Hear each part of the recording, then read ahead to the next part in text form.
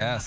Well, one of the most highly anticipated musicals of the year debuted last night right here in Chicago. It was fantastic. We've been talking about it all morning. Well, welcome the director of Motown, the musical, Charles Randolph Wright. Hey, Charles. Welcome back.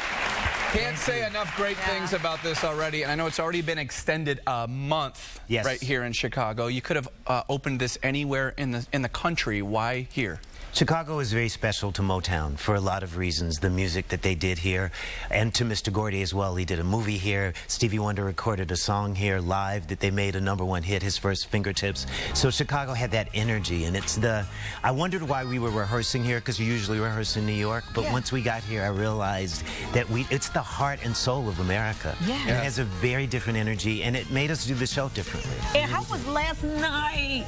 Did it blow you away? I heard it was like church. It was church times 10. It's church. It was. You know, from every angle. And what's amazing when you think it's black people doing it and it's white people doing it. That's when you go, oh my God, everybody goes to church. White people went to church. Oh, I love it. Yes, they did. I love it. Yes.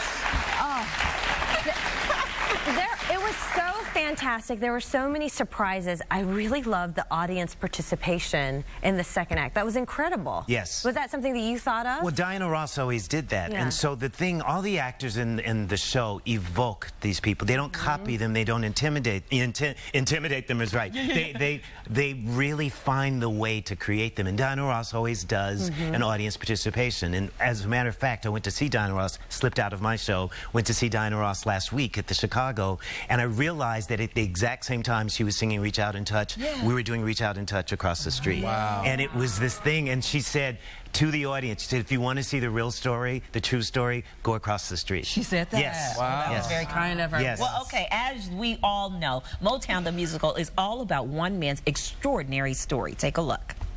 He's a musical legend that fought against the odds to create an empire that revolutionized American popular music. Through Motown, Gordy Jr. launched the careers of some of the world's greatest entertainers, including Diana Ross and the Supremes, Stevie Wonder, Smokey Robinson, Marvin Gaye, and of course, the king of pop, Michael Jackson. Now, Barry's journey and the story behind all of the classic hits is being told on stage in the hit Broadway show, Motown the Musical. Please welcome the founder of Motown, the legend himself, Mr. Gordy Jr.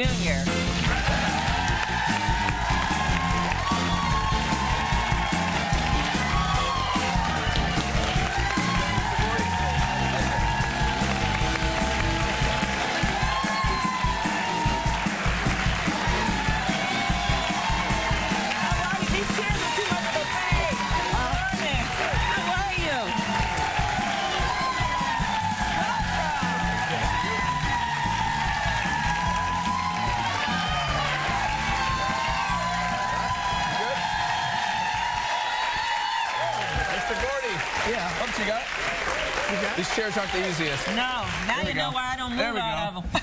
Thank you for being here, Mr. Gordy. Standing ovation from the audience, certainly well-deserved. It was a fantastic show last night. I saw you and I saw Smokey Robinson both watching yourselves being depicted on stage. Is that a surreal moment?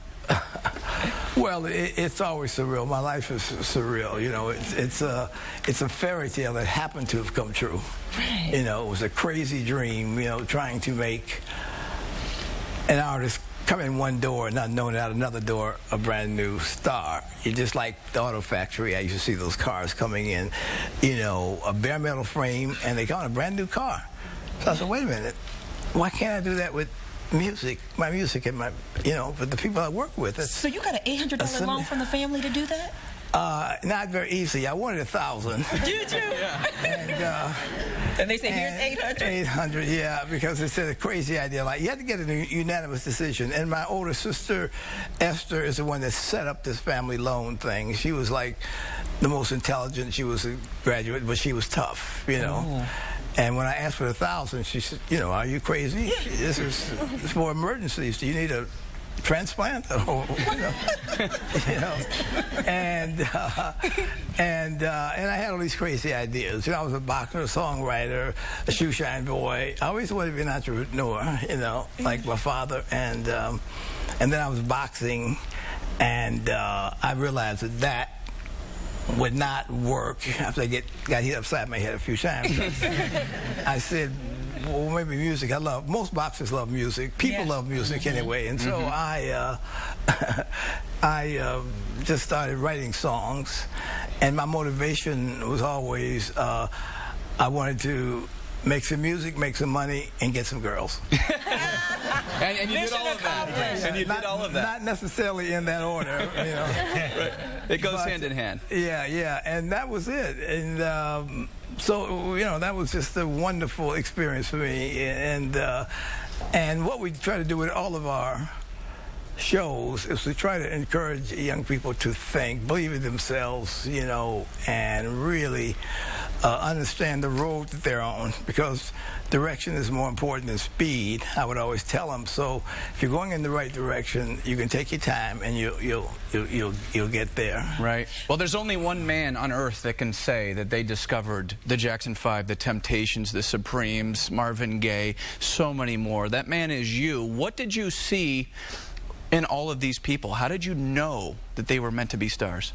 Well, first of all, I didn't know. You know, I just went by my intuition, and I've always been a risk taker. And if I believe in something, you know, I would stick with it until it worked. You know, it was like the Supremes took 5 years before they got a hit, but we believe they were great. Right. In the show, they call them the no-hit Supremes, and it's a running joke in the beginning. I couldn't believe that. Yeah, but we knew they were great, so we just stuck with them until they made it. You know, so that was great. You've been so fearless throughout your life. I mean, you just never were afraid of failure at all? I didn't think that far, you know. I just believed in myself so much, and I had two sisters, Ann and Gwen, who believed I could do anything, you know, and they didn't really care, you know. When I wanted the money, they didn't care whether it was a good deal or a bad deal. They said, give him the money, give him the money, and they were just very easy with the money, and so they kind of got everybody to give me the money. And then when I started my company, I said, I want somebody to handle the money when it starts coming in. And they came and said, we'll do it, we'll do it. I said, no, I don't think so. We're good. I want Esther to handle my money. Yeah, the smart, tough one. Yeah. Well, I hear, and I have not seen it because I was flying back from New York last night, but an integral part of the story of the musical is the story and the love affair of you and Diana Ross. And I read that it was tough for you to kind of watch that play out on stage. Yeah, did you have to mention that? I'm sorry I did. I had to ask it. Well, you know, people would say, well, you know, if you're going to do your own story, you're not going to tell the truth. You're not going to do this. You're not going to do that. I said, no. I'm looking at this objectively, because whatever I have done in my life, there are other people like me all over the world. Sure. And so I'm not embarrassed by anything too much. But I have to admit, looking at that love scene every night, it's tough. Yeah. It's tough. I'll tip the audience off. He has a disappointment in the bedroom. Yeah. That's the... Yeah. Well, you don't have to say that. They're going to see it. I know. It's okay. Well, that's why he says it's tough. It's okay. It's on stage. Yeah, it's on stage. You're going to see it. When he first told me this, I said, you can't possibly put this on stage. I was screaming in his house. I said, it's great, though. Yeah. It's great. The story and Diana tried to make light of it and try to make me feel good, which made me feel twice as bad. Right. Well, let me ask you about this, because the music really unified this country in a lot of ways. I mean, the race problems we had, the segregation, the political views and social issues. Did you know during that time that you were doing something far bigger than music? No, not at all. All we were trying to do was just get music for all people. You know, I just felt that, you know, pop means popular. It means people like it. So when the white disc jockeys would not play my songs, I said, wait a minute, you're a pop company, and pop means popular, and people, my records are popular, so please play them, because I want everybody to hear them. Right. You know, I want the Jews, Gentiles, blacks, whites, cops, and the robbers, you know, to listen to my music, you know. And because it's really good, you know. And so this one disc jockey, a guy named Tom Clay in Detroit, finally, after I bugged him so much, he decided to play it. And because he said, what makes you think white people are going to buy your records? I said, because they're humans.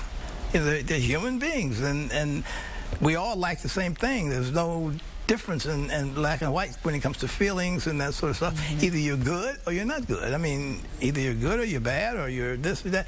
And it's about communication.